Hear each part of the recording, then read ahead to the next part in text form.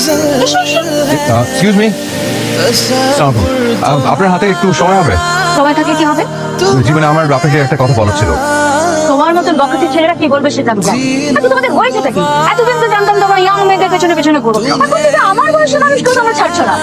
আমি অনেকক্ষণ ধরে দেখছি তুমি আমাকে ফলো করে আসো। কি মানে? হচ্ছেটা কি সব? আপনি আসলে আমাকে ভুল বুঝে বসে আছেন। আমি আসলে সরি আপনাকে ডিস্টার্ব করার জন্য। ঠিক আছে, ফাইন। আবার আয়। তোমার নাম কি? জি, আকাশ। বাহ, সুন্দর নাম। আকাশ কি বলবে বলো? অবশ্য আমি জানি তুমি কি বলবে। আমি আমি কি বলবো আপনি জানেন?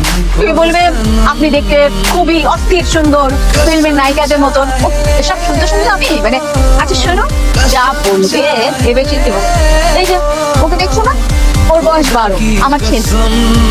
আমার আরো একটা মেয়েও আছে, সে ঢাকা ইউনিভার্সিটিতে প্রথম বর্ষে পড়ে। সুতরাং বুঝিস